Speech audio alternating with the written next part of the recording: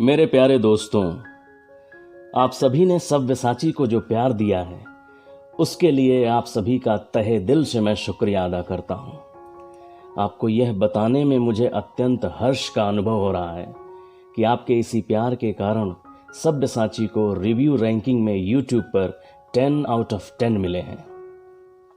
आपका बहुत बहुत धन्यवाद। आगे भी आपका प्यार नदी में बाढ़ की तरह मेरे इस चैनल को मिलता रहेगा, ऐसी आपसे अपेक्षा है। आपने यदि अभी तक इस चैनल को सब्सक्राइब नहीं किया है तो आज की कहानी सुनने से पहले इसे सब्सक्राइब जरूर कर लें। साथ ही बेल आइकन को प्रेस करके ऑल नोटिफिकेशन पर क्लिक करना न भूलें। यदि आपने इस चैनल को सब्सक्राइब कर रखा है तो कहानी सुनने के उपरांत अपने दोस्तों और रिश्तेदारों को इस चैनल से जोड़ें। आने वाले भविष्य में यह चैनल आपकी सृजन शक्ति को इस प्रकार गति देता चला जाएगा जिस प्रकार संभवतः आज दुनिया को जरूरत है। चलिए अब आते हैं आज की कहानी पर। काफी इंतजार आप सबने किया है। आज की कहानी का शीर्षक है वात्सल्य।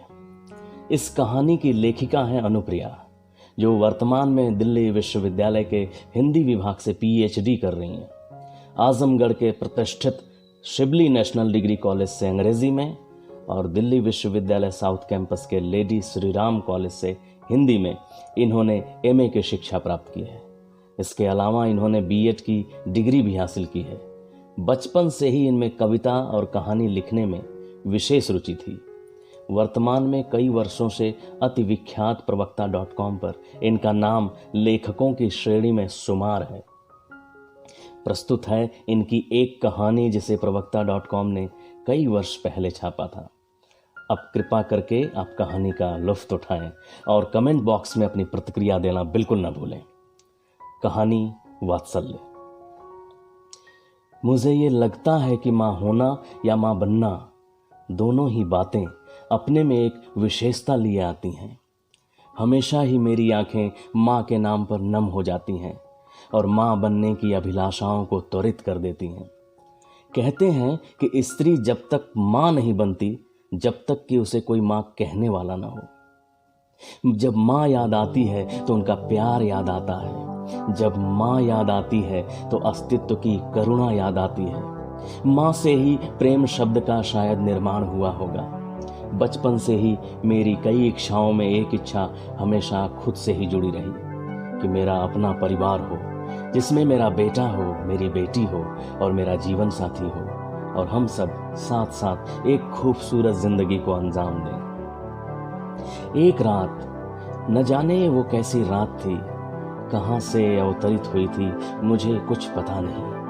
उस रात का अनोखा पल मेरी जिंदगी को बेशुमार अनुभव के खजाने से भर गया, जो मेरे लिए किसी धर्मांतरण से कम नहीं था। जैसे मैंने माँ का धर्म उपलब्ध कर लिया हो। मानो ऐसा लगा हो कि दुनिया की समस्त माताओं का ममत्व मैंने अपने भीतर एक साथ समग्र रूप से देख लिया हो। उस रात मैं थोड़ी उदास थी, जिंदगी में चल रहे उहापोह को लेकर। जिंदगी में असफल हो जाने पर हो रहे उस दर्द का स्वाद ले रही थी जो यकीनन अति कड़वा होता है। और फिर चुपचाप खिड़की से बाहर देखते वक्त आते जाते लोगों को मैं देख रही थी। वहां शोर था पर मेरे भीतर सन्नाटे से सनी एक अकंप शांति। हवाएं तो चल रही थी पर उनके छुअन से मैं पूरी तरह अनभिज्ञ थी। मैं एक जिंदा लाश की तरह न जाने क्यों उस खिड़की पर निगाहें जमाए बाहर की तरफ नजरें किए खड़ी थी। अचानक मैंने देखा एक अति सुंदर बालक नीचे फुटपाथ पर सोया है। उस बालक की निर्दोष भाव दशा ने मेरे भीतर के अंतर्मन में मातृत्व के भाव का अनुभव कराया। वह निश्चित तौर पर आज भी मेरे लिए यथावत अवर्णनीय है। उसके रूप तथा उस रूप से निर्मित जो एक सहज भाव मेरे भीतर उत्पन्न हो रहा था, वो मेरे लिए चांद की सुंदरता को निहारते हुए अनुभव से जरा सा भी कम नहीं था।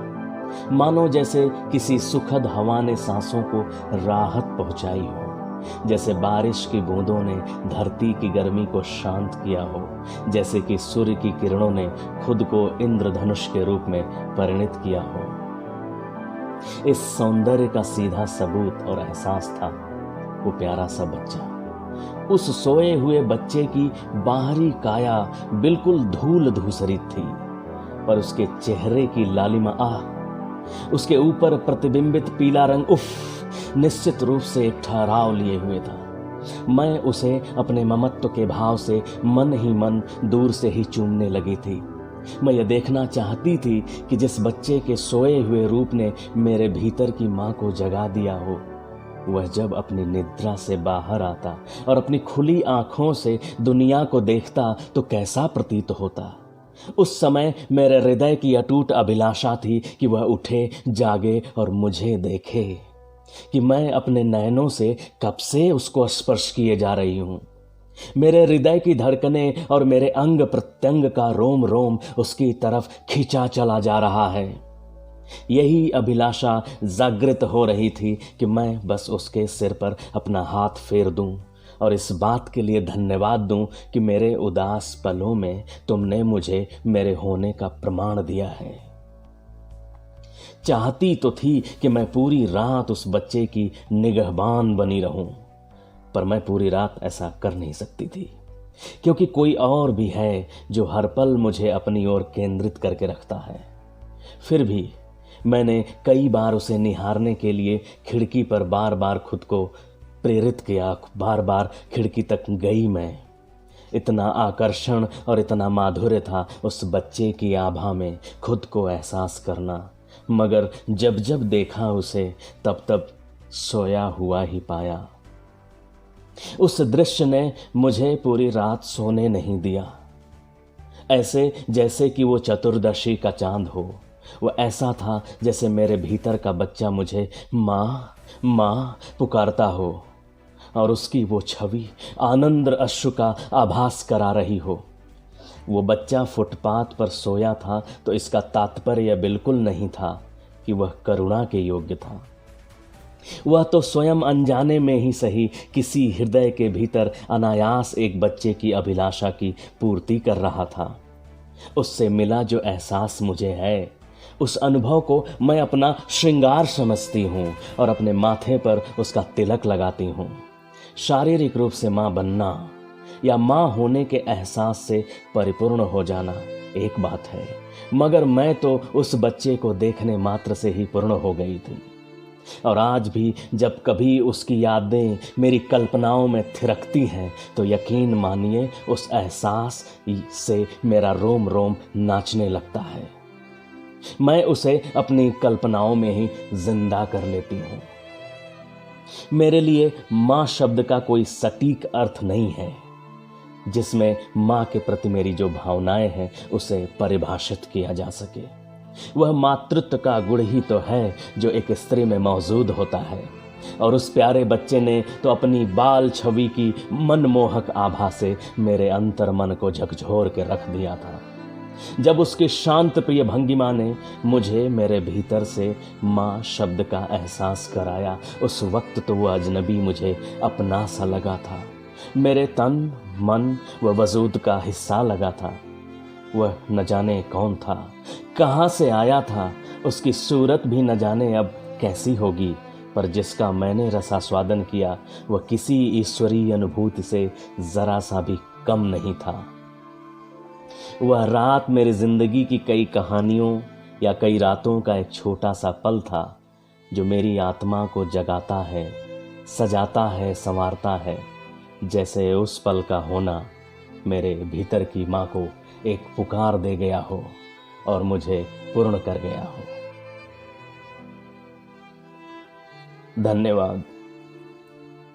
जल्द ही आपके समक्ष अगली कहानी लेकर उपस्थित होऊंगा। तब तक के लिए अलविदा मेरे दोस्तों।